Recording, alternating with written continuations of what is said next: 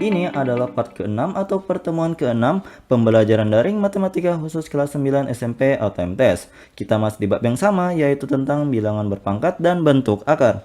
Sebelum kita masuk ke pembahasan pada video kali ini, ada tujuan pembelajaran yang diharapkan dapat tercapai untuk peserta didik. Yang pertama, peserta didik diharapkan dapat memahami pengertian bentuk akar.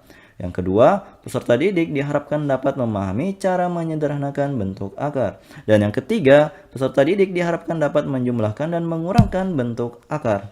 Oke, langsung saja kita mulai pembahasan yang pertama.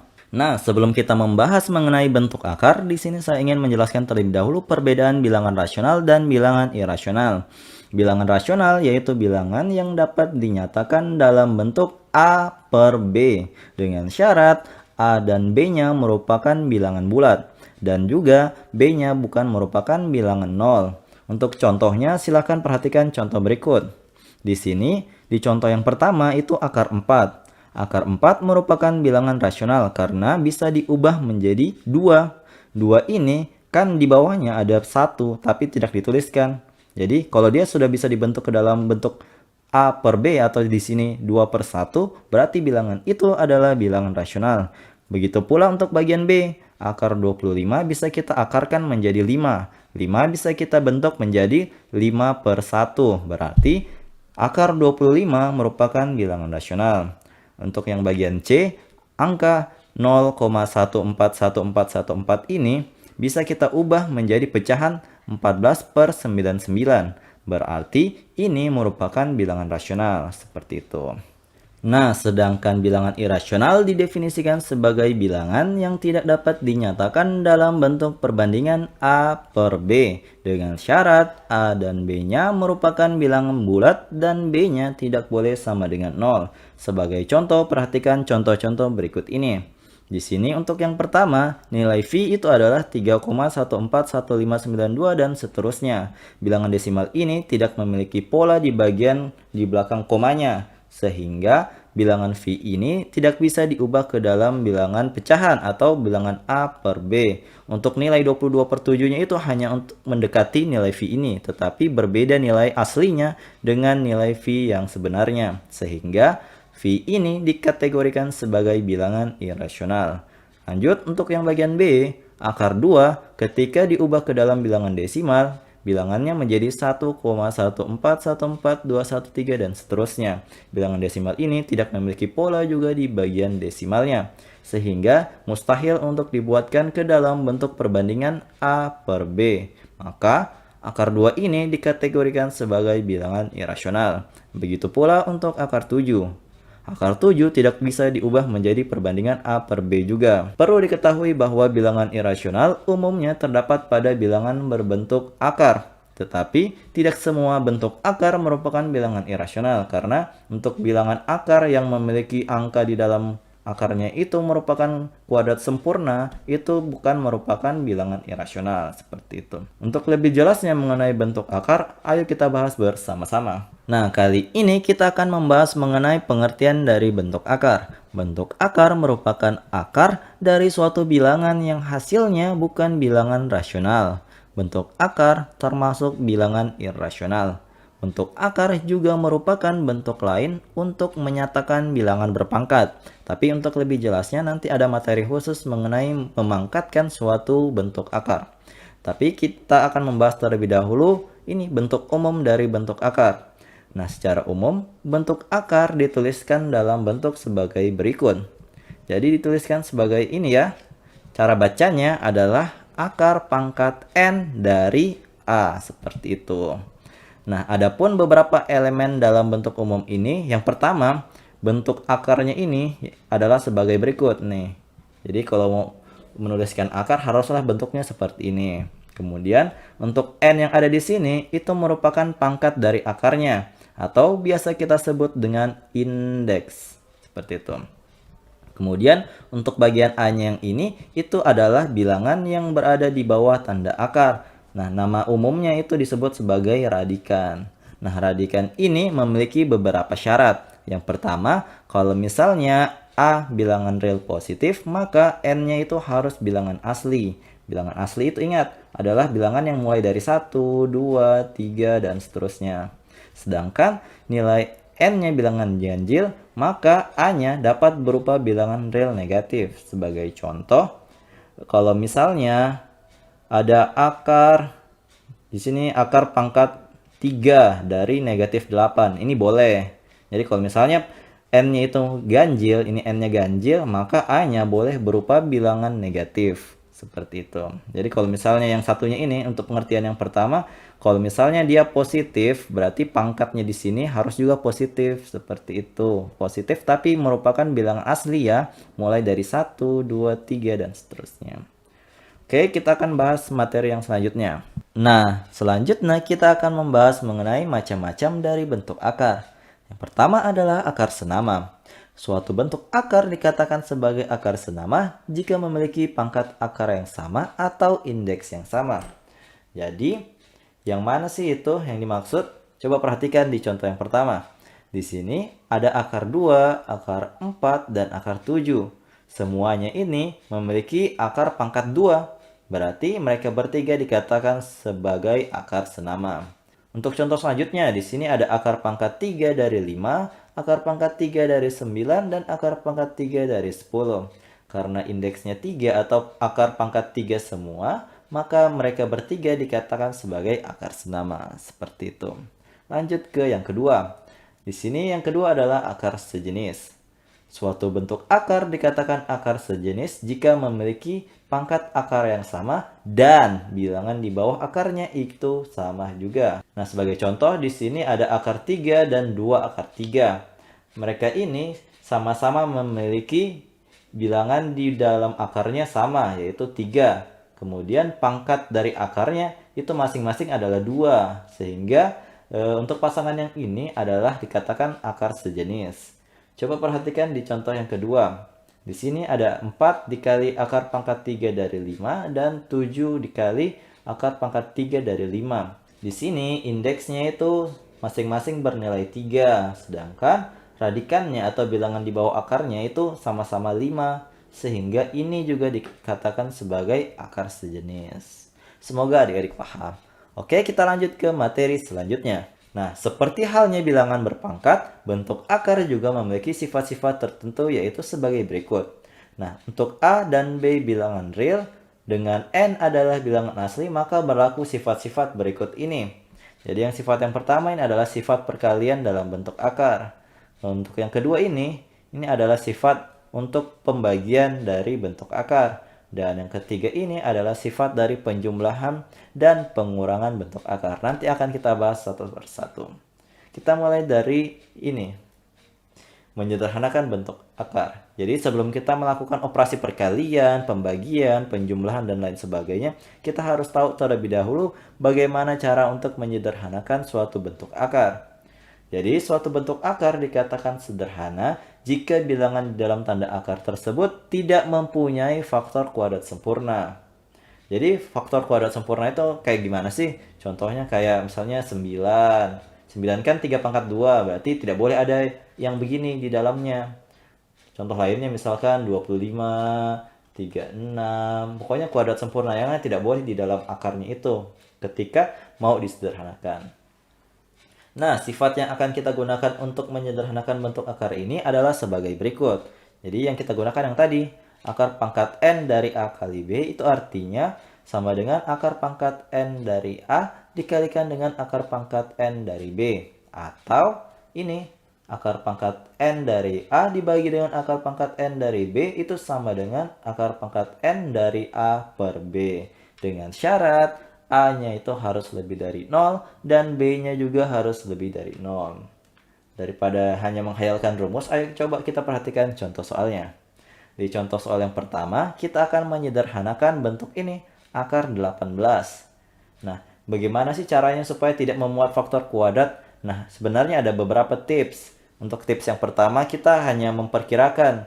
Ini kuadrat sempurna kan ada banyak ya. Kuadrat sempurna itu ada 1, ada 4, 9, 16, 25, 36, 49, 64, 81, 100, dan seterusnya. Nah, ternyata akar 18 ini bisa kita bentuk menjadi perkalian ini. 9 yang ini, faktor kuadrat sempurna 9, dikalikan dengan 2. Nah, kita akan menggunakan sifat yang ini tadi, sifat perkalian, sehingga akar 9 akan nanti dikalikan dengan akar 2. Akar 9 itu sendiri adalah 3, berarti 3 kali akar 2, hasilnya adalah 3 akar 2. Seperti itu, ini adalah bentuk paling sederhana dari akar 18. Nah, bagaimana kalau misalnya untuk yang akar 75 ini? Kita akan mencobanya dengan tips yang berikutnya ya. Jadi, kita akan menggunakan pohon faktor untuk menentukan akar atau menentukan faktorisasi primanya. Untuk mempermudah kita untuk menentukan yang mana yang bisa disederhanakan, mana yang tidak bisa disederhanakan. Sebagai contoh, ini 75 kan? Ayo kita faktorkan. Jadi kalau menggunakan pohon faktor, kita akan menggunakan bilangan prima terkecil terlebih dahulu. Nah, bilangan prima terkecil kan angka 2. 2 tidak bisa, berarti skip. Ke 3. Coba kita bagi dengan 3. 75 dibagi 3 itu bisa. Nilainya adalah 25. Kita tuliskan. Kemudian lanjut. Apakah 3 masih bisa membagi 25? Ternyata tidak. Berarti kita lanjut ke bilangan prima selanjutnya, yaitu angka 5. Ternyata 25 itu merupakan perkalian 5 dengan 5. Sehingga bisa kita tuliskan. Akar 75 itu adalah 3 dikali ini. Ada berapa 5-nya?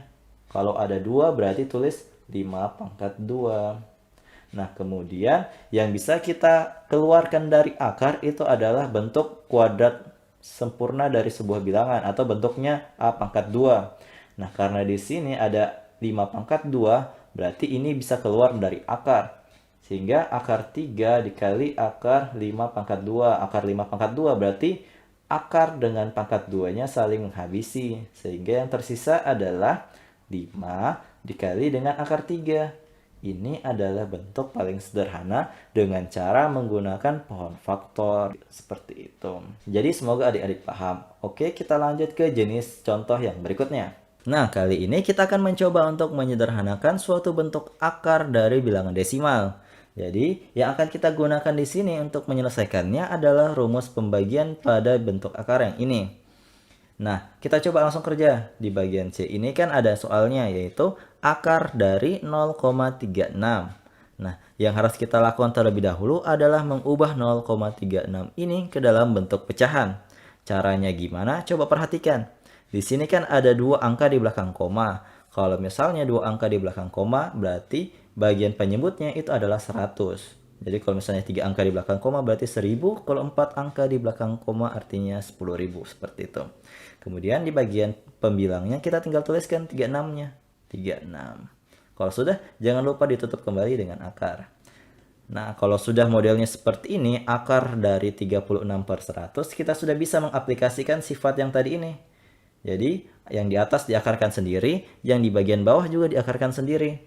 Jadi kita tuliskan akar 36 dibagi dengan akar 100. Kalau sudah begini kan sudah gampang. Kita semua sudah tahu hasilnya. Akar 36 itu adalah 6, akar 100 adalah 10. Kita tinggal mengubah bilangan ini ke dalam bilangan desimal. 6/10 itu artinya sama dengan 0,6. Jadi, akar dari 0,36 adalah 0,6. Sangat mudah.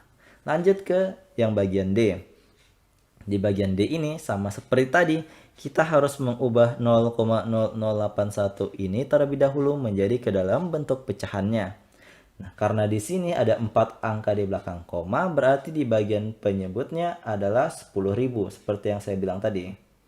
Kemudian di bagian atasnya atau bagian pembilangnya kita tuliskan ini. 0081, tapi karena 00 itu tidak ada nilainya, kita cukup tuliskan 81. Nah, kalau sudah, kita tutup kembali dengan akar. Kalau sudah seperti ini, ayo sekali lagi kita gunakan sifat yang ini. Berarti akar 81 dibagi dengan akar 10.000. Akar 81 adalah 9, sedangkan akar 10.000 berarti 100. Sehingga 9 dibagi 100, karena dibagi 100 berarti 2 angka di belakang koma. Hasilnya adalah 0,09. Jadi akar dari 0,0081 adalah 0,09. Semoga adik-adik paham. Ayo kita lanjut ke materi selanjutnya. Nah, kali ini kita akan belajar mengenai penjumlahan dan pengurangan bentuk akar. Penjumlahan dan pengurangan bentuk akar hanya bisa dilakukan pada akar-akar yang sejenis. Jadi, adik-adik masih ingat kan tadi pengertian akar sejenis? Jadi, akar sejenis adalah suatu akar yang memiliki pangkat akar yang sama dan juga bilangan di dalam akarnya itu juga harus sama. Maka, ketika sudah sama keduanya, barulah dikatakan dua buah bilangan atau lebih itu merupakan akar yang sejenis. Nah, sifat yang akan kita gunakan untuk menyelesaikan penjumlahan dan pengurangan bentuk akar ini adalah sebagai berikut. P dikalikan dengan akar pangkat N dari A ditambah atau dikurang dengan Q dikalikan dengan akar pangkat N dari A sama dengan dalam kurung P ditambah atau dikurang Q tutup kurung kemudian dikalikan dengan akar pangkat N dari A. Maksudnya apa sih ini tambah kurang ini? Jadi maksudnya adalah kalau misalnya di sebelah kiri itu ada tanda tambah, berarti cara kerjanya itu juga harus tanda tambah juga. Jadi begitu pula sebaliknya, kalau di soalnya itu ada tanda kurang, berarti penyelesaiannya itu harus menggunakan tanda kurang juga, seperti itu. Nah, untuk lebih mendalami rumus ini atau sifat ini, coba perhatikan contoh berikut ini.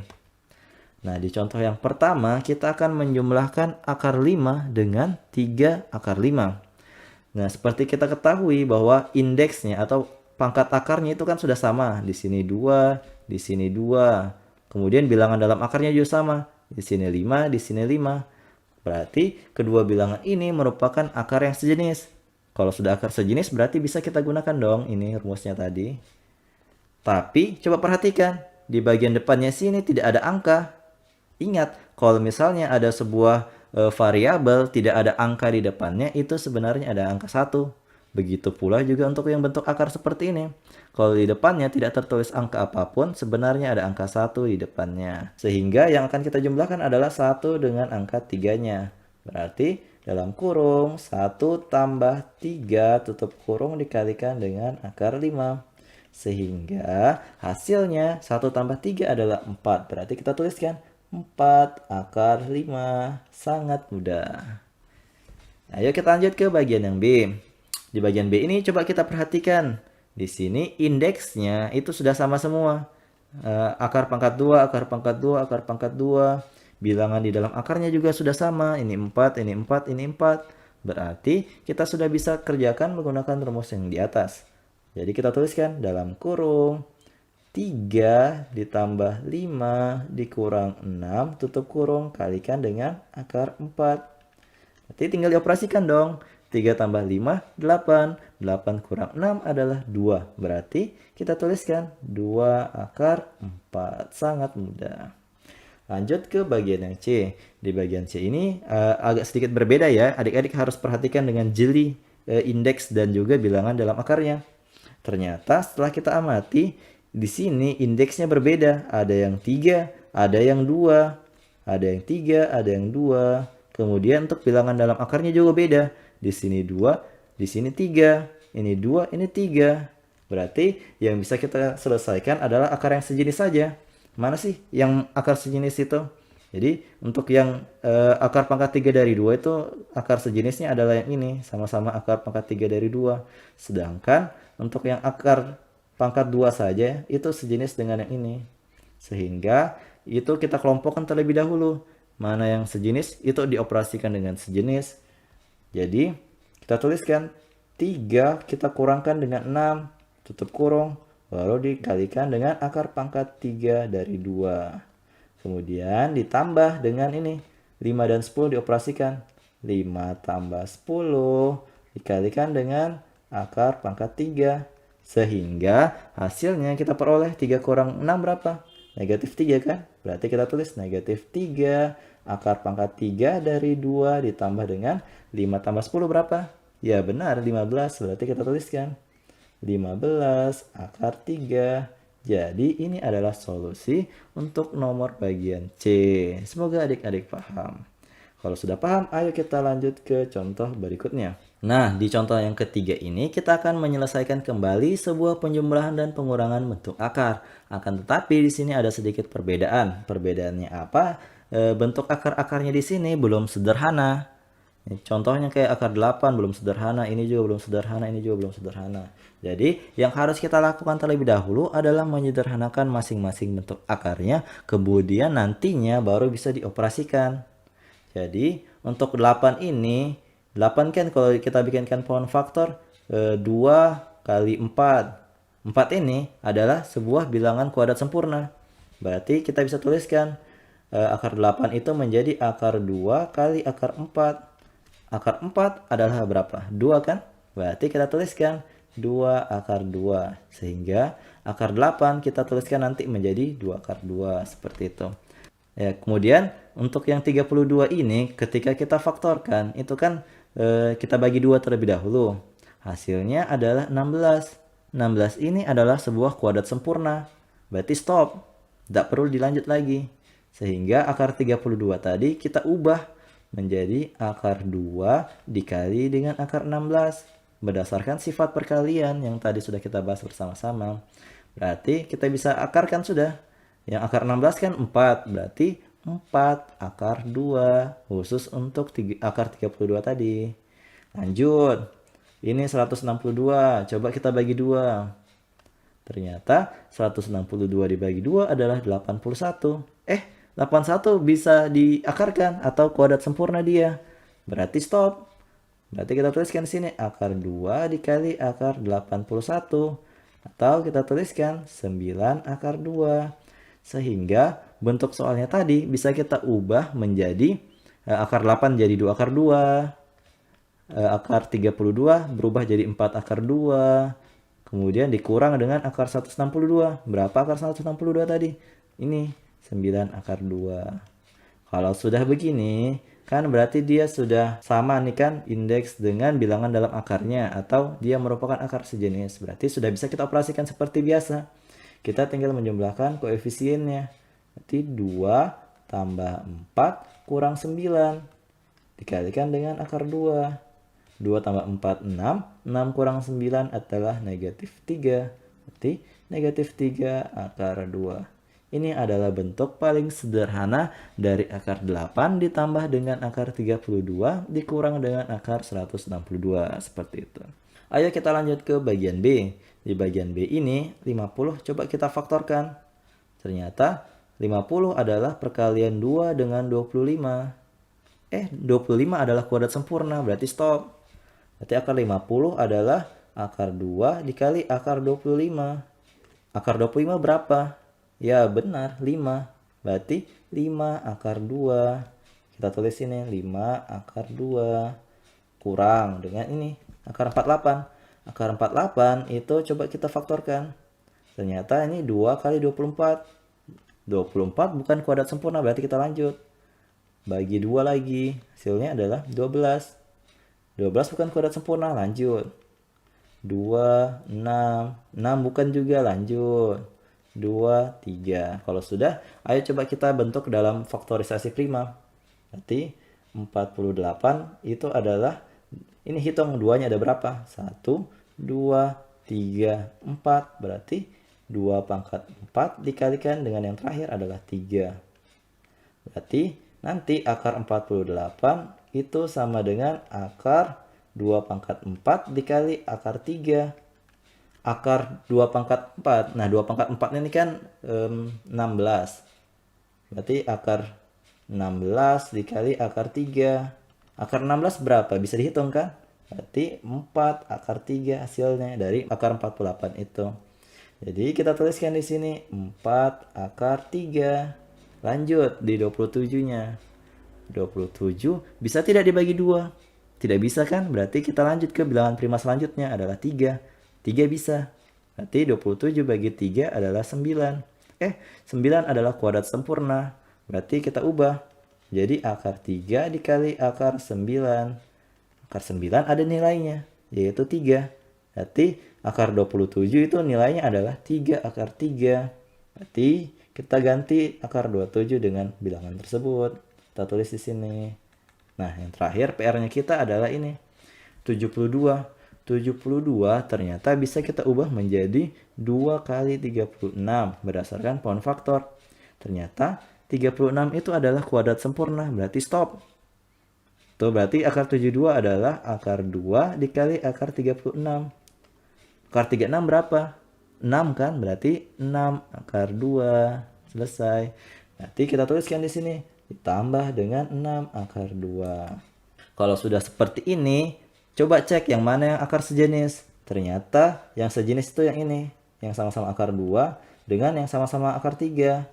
Berarti itu saja yang bisa dioperasikan. Nanti kita kelompokkan deh. 5 tambah 6 akar 2 ditambah dengan ini negatif 4 tambah 3 kali akar 3. Dan hasil akhirnya adalah 11 akar 2 dikurang akar 3. Seperti itu. Jadi ini adalah hasil akhir untuk soal bagian B. Nah, untuk lebih meningkatkan pemahaman adik-adik mengenai penjumlahan dan pengurangan bentuk akar maupun menyederhanakan suatu bentuk akar, di sini saya sudah menyediakan beberapa latihan soal yang bisa adik-adik kerjakan dari rumah.